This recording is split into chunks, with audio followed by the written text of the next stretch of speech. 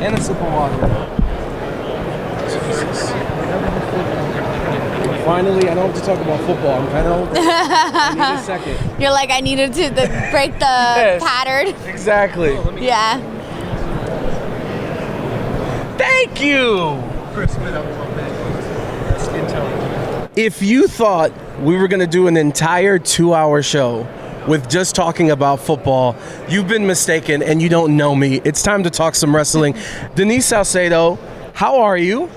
I'm doing good. You know, I'm excited to be here. I'm excited to give you a break from talking about football. Thank you. For like a second. So, I mean, it's going to be a good time, honestly. Yes, and look, a thing that we do on this show is we give roses. And I think I've told you this in person, but I want to add to it. She's one of the best in the game and works her ass off. She's working all the time. I need you guys to understand, we're in these radio junkets. It's like a red carpet, and the wrestlers come and we try to talk to them, and sometimes we have to wait. And like me, I'm like, let me go use the bathroom. Let me go find some food. You know what she's doing? She's taking the SD card out and she's editing the video so they're already up on YouTube. And she works her ass off. So for people who like to say that peoples are in their positions for whatever reasons, it's like, no, the work ethic is amazing. So I guess my first question I want to ask you is, at what point did you go, this is what I want to do, and let's invest and spend all our time in making this possible? God, you know, this is something that I've been wanting to do for a long time. And as you know, it's very hard to make a name for yourself in content creation, in media, it's a in wicked all game. of it. Yes, it's very, very hard. There's so much competition. It's a lot. And no one's going to give you the time of day until you're a somebody. But then you're like, how do I become a somebody if nobody's giving me the time of day? So I basically used YouTube and started putting out like tons and tons of content on there to basically try to make a name for myself through YouTube. And if it wasn't for YouTube, I honestly don't know where I would be at, honestly. And so I really started to focus. Like, I started my channel in March of 2018, but it was really in 2020 where I decided to go like full-time, all in on the channel. And that is when it completely just like blew up. And ever since then, I've just been adding more and more content. But this is something, media is something that I've been doing since I was in, I'm gonna say like since 2014 actually, 2014. So I'm going for 10 years this year actually. Yeah, and shout out to YouTube, because like, look, we've never like, this is our first time like speaking. So I've always wanted to be in radio, and I've gone to music and the sports, and the whole thing was, all right, I'm in sports radio. I'm not a former professional athlete. So like, when I'm talking about things, like, well, why is someone gonna listen to me instead of listening to someone else? But then I was like, hold on, it's sports radio.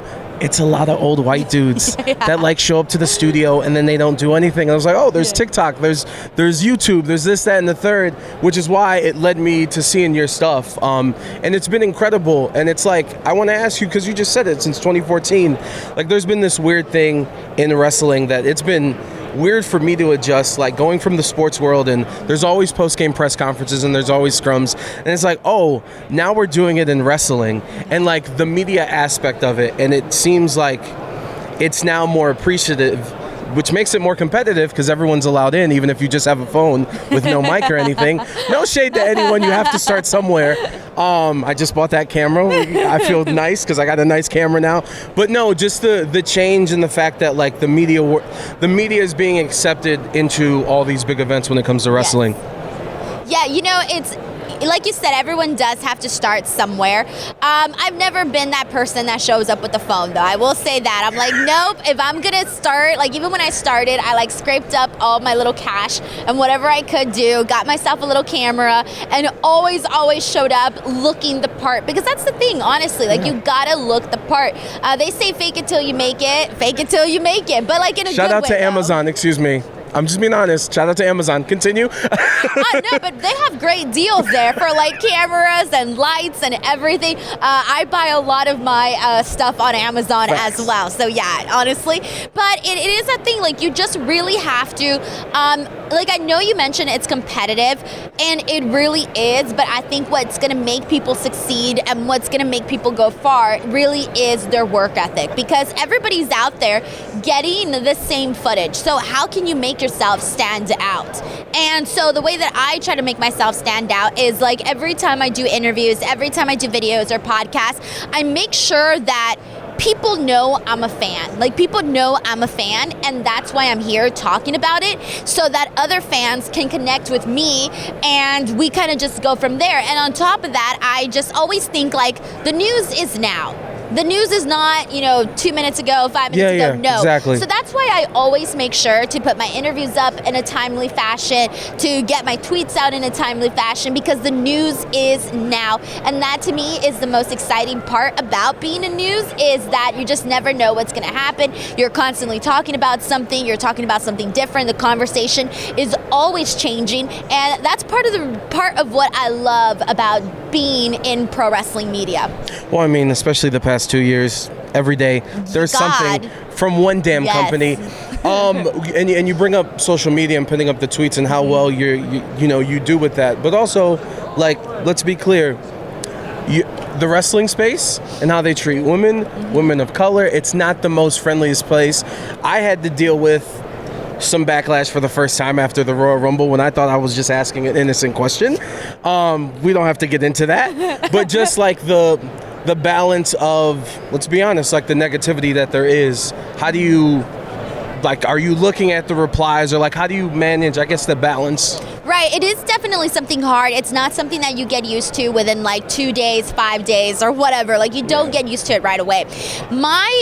What I do is sometimes you really have to, like, step outside yourself and think to yourself, okay, if this was happening to a friend, and let's say the friend was literally doing everything that you're doing, and this was happening to that person, how would I feel about that? So I try to step outside of myself and look at it from, like, if this was happening to my friend, if this was happening to my sister, and it gives you a different view of the situation, and sometimes that honestly really helps, and it helps to grow a thick skin. Like, I am so happy that from where I started to where I am, like, I have grown like coats and coats of thick skin, because you really do need to have that in pro wrestling, especially when you are a woman, especially when you are a Latina, when you are in a male-dominated space, and it still is very heavily male-dominated. And so to break into that space and to thrive in that space, it makes me very happy that through all of the obstacles that I had that I cannot change that I'm a woman, I cannot change that I'm Latina, and I'm not, I'm not gonna hide away from that. I'm not gonna try to change myself, because there's, how many times I hear from Latinos that come up to me at events and they're like, I just think it's so freaking cool what you're doing for Latinos. And how many times I hear from people saying, like, oh, it's so cool that, you're a girl and you're out there and you're doing this. And I'm like, okay, not everyone is trying to shame you for those things. Some people are actually applauding you for those things. And so for me, like, I look at it and I go, like, I have dreams, and nothing's gonna stop me, especially things out of my control. Things I cannot control. Facts. Nothing is going to stop me from trying to achieve those things, because at the end of the day, someone wrote something mean to you on the internet. Okay, did they hit you? No. Did they pull your hair? No. Did they slap you? No. They could be doing far worse things. Well, it's like when you turn the off button and the screen goes away, so does the tweet. It's done. And it's done. finished. Yes. And well, it's not that you asked for my advice, but like this past week with the things that I was alluding to, like I asked people and someone said, hey, Adrian, are they paying you? Mm-hmm. No, they're not. Then don't freaking worry about it. You're fine. Do what you do and trust your gut, because you mean good intentions. Another thing on the same balance tip is not just the reactions to thing and what people say, is how do you balance, like, scheduling tweets? When do I put this on Instagram, YouTube? Because sometimes I feel like I get caught in the wormhole where I have to constantly look, do I have a notification? And that's like and I feel like even if you're not chasing something, like we're all on social media probably way too freaking much. But how do you balance that? So I gotta tell you, I am always on social media, like 24/7. I give myself breaks, of course, like to watch TV and do other things, of course, like everybody else. But I am on social media a lot. I'm on Twitter, like the Twitter tab is always open. It's always open, and I'm constantly refreshing my feed. That's how I'm so active. Like, I see what people write to me, I see what people are saying, but I see it as part of my job, because without social media, you're never gonna grow. Like, you need to find a way to utilize Instagram, Facebook, Twitter, TikTok, all the apps. And sometimes it's very overwhelming. Like, there's times where I go, oh, I don't want to post today. Like, I already did all of this on Twitter. Do I have to do this on Instagram? Like, I literally think like that some days. And then I go, no, because if you don't post on this app, then you're never going to grow. And then in 6 months from now, when you're looking at your numbers and going, wow, I really sucked. Well, why did you suck? Because you didn't post anything. And so I know what happens when I don't post, and I know what happens when I do post. I know how I feel when I'm doing good, and I know how I feel when I'm doing bad. So I make sure to prevent all of that by like just doing what I have to do, even if there's moments where I feel overwhelmed, moments where I feel lazy, moments where I know, you know what, people will be there. I could post tomorrow. No, sometimes you just have to like be like, this is a job that I'm doing, and I'm gonna do it right now. Because then if not, you lose out, you know? Yeah, no, facts, I do. What's your proudest moment where you look back and go, damn, I really did that? Honestly, I would say you have a lot to choose from, by the way. Yeah, I was thinking about that right now. I was like, okay, well, it depends on what medium you ask me, right? Because when you ask me about like YouTube, okay, hitting 100,000 subscribers, I was very, very proud of that. And when you ask me about like just career accomplishments, okay, it was getting hired by Busted Open. That was really freaking cool. And then like overall moments, I would definitely say getting to do the NXT appearance on the premium live event for Stand and Deliver that happened in my hometown of Los Angeles at the Staples Center, where I used to go as a little girl to watch pro wrestling.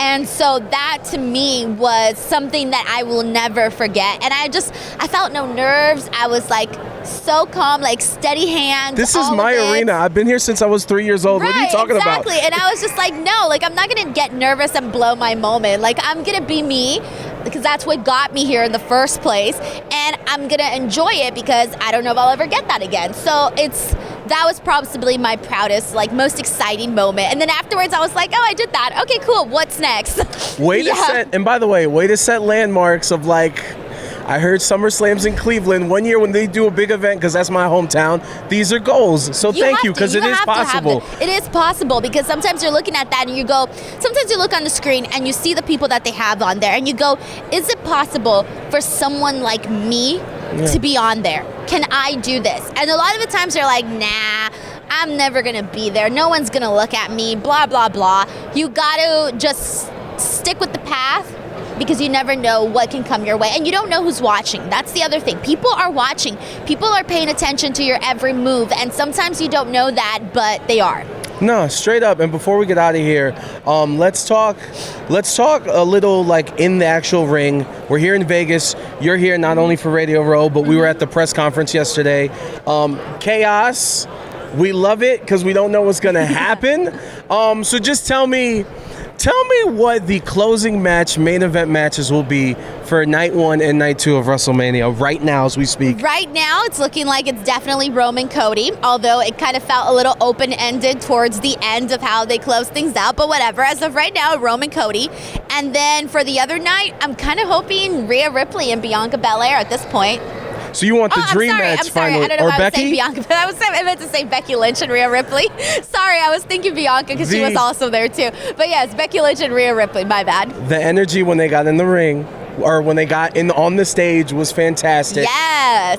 Before we close out, please plug everywhere we can find you, from satellite radio to the TikTok. All right, well, all social media is at _Denise Salcedo. Every Saturday, Busted Open, SiriusXM. And then, most importantly, youtube.com/Denise Salcedo. That's the place to be, because I podcast there all the time and post all of my video content up there. It's a wrestling buffet. That's what I call it, you know? You want some eggs, you want some bacon, you want some podcasts, you want some interviews. It's all there. Go subscribe after the show's over, okay? Denise, thank you. You're welcome. Thank you. That's literally how I see it. I'm like, this is a wrestling buffet. No, it's freaking perfect. And Vegas knows buffets.